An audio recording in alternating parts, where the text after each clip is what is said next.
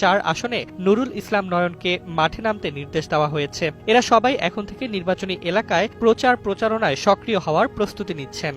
আসন্ন জাতীয় সংসদ নির্বাচনে বিএনপি ধীরে ধীরে তাদের প্রার্থী তালিকা চূড়ান্ত করছে। ইতোমধ্যেই বরিশাল বিভাগের বেশ কয়েকটি আসনে সম্ভাব্য প্রার্থীদের সবুজ সংকেত দিয়েছে দলীয় হাইকমান্ড। এসব প্রার্থীকে এলাকায় সক্রিয় হয়ে কাজ করার নির্দেশও দেওয়া হয়েছে। ফলে প্রার্থী তালিকা নিয়ে দীর্ঘদিনের জট কাটতে শুরু করেছে। বিশ্বস্ত সূত্রে জানা গেছে, বরিশাল 1 আসনে সাবেক ছাত্রদল নেতা জহির উদ্দিন স্বপন, বরিশাল 3 আসনে জয়নুল আবেদিন এবং বরিশাল 4 আসনে রাজীব আহসানকে সবুজ সংকেত দেওয়া হয়েছে।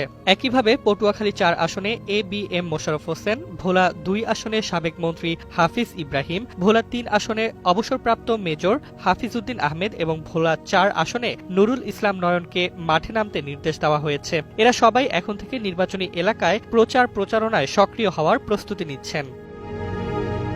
তবে এখানেই শেষ নয়। বরিশাল বিভাগের আরও কিছু আসনে প্রার্থী বাছাই নিয়ে চলছে গভীর আলাপ আলোচনা। গতকাল বরিশাল 5, বরিশাল 2, ঝালকাঠি 2, পটুয়াখালী 1, 3 ও 4 আসনের সম্ভাব্য প্রার্থীদের নিয়ে কেন্দ্রীয় বৈঠক অনুষ্ঠিত হয়। বৈঠকে নেতৃত্ব দেন বিএনপি জাতীয় স্থায়ী কমিটির সদস্য AZM জাহিদ হোসেন। সেখানে প্রতিটি আসনে একাধিক প্রার্থীর নাম আলোচনায় উঠে আসে।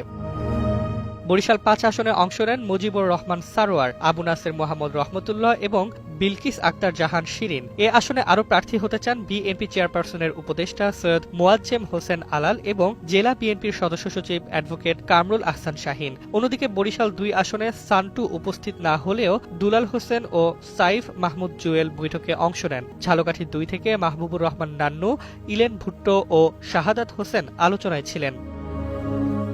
পটুয়াখালী 1 আসনে আলোচনায় ছিলেন সাবেক মন্ত্রী আলতাফ হোসেন চৌধুরী ও কুট্টি সরকার। আর পটুয়াখালী 3 ও 4 থেকে শহীদুল আলম তালুকদার, ABM মোশাররফ হোসেন ও মনির হোসেন বৈঠকে অংশ নেন।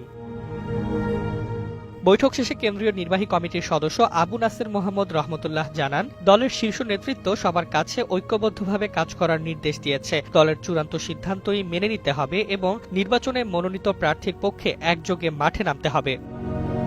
সব মিলিয়ে বরিশাল বিভাগে বিএনপির প্রার্থী তালিকা অনেকটাই গুছিয়ে এসেছে। গ্রিন সিগন্যাল পাওয়া প্রার্থীরা এখন নির্বাচনী মাঠে শক্ত অবস্থান গড়ে তুলতে প্রস্তুত।